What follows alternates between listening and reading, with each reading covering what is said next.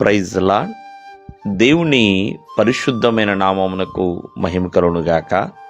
ప్రభువు పేరట మీ అందరికీ హృదయపూర్వక వందనాలు. ఈ ఉదయకాలము దేవుని వాక్యాన్ని విందాం. విలాప వాక్యములు 3వ అధ్యాయము 22వ వచనము.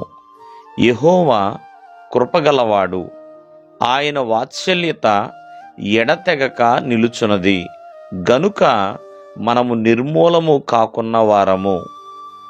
ప్రియమైన వల్లరా, ఆ దేవాది దేవుడు కృప కలిగిన దేవుడండి.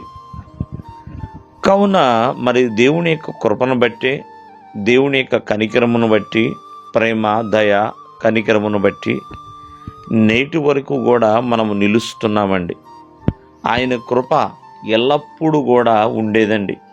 అనుదినము నూతనముగా మన పట్ల ఆయన కృప చూపించే దేవాది దేవుడండి. మరి ఈ సంవత్సరంలో మనము 5వ మాసంలోనికి వచ్చాం.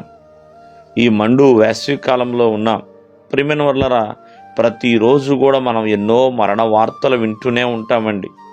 ఇప్పుడు వరకు క్షేమముగా ఉంటున్నామంటే అది దేవుని యొక్క మహాకృపేనండి. ఆ దేవుని కృప లేకపోతే, ఆయన వాత్సల్యత లేకపోతే మనము ఏమైపోయేవారో మనకే తెలియదు. కావున ఆ దేవుని కృపని ఏ దినము కూడా దూరము చేసుకోకూడదు. ఆ దేవుని కృపను విడిచిపెట్టకూడదండి. ఆయన కృప కలిగిన దేవుడు కాబట్టి మరి సమస్త మానవాళిని ఆయన కాపాడుచూ ఉన్నాడు.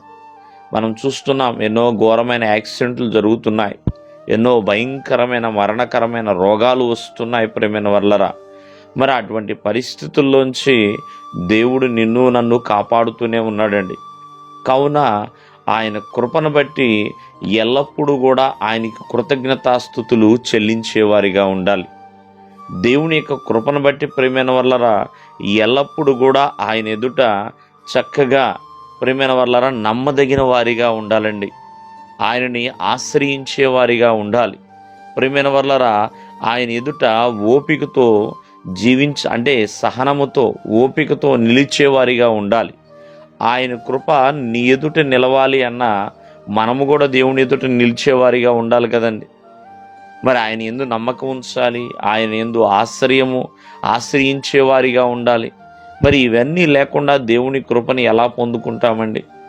కాబట్టి ఆ దేవుని కృపను బట్టి ఎల్లప్పుడూ కూడా కృతజ్ఞతా స్తుతులు మనం చెల్లించాలి, సాక్షులుగా బ్రతకాలి. కావున దేవుని కృపని ఎప్పుడు కూడా విడిచిపెట్టే సాహసం చేయకూడదు. దేవుని కృపలో నిలిచిన వారిగా ఉండాలి. దేవుడు మిమ్మల్ని ఆశీర్వదించునుగాక. ఆమేన్.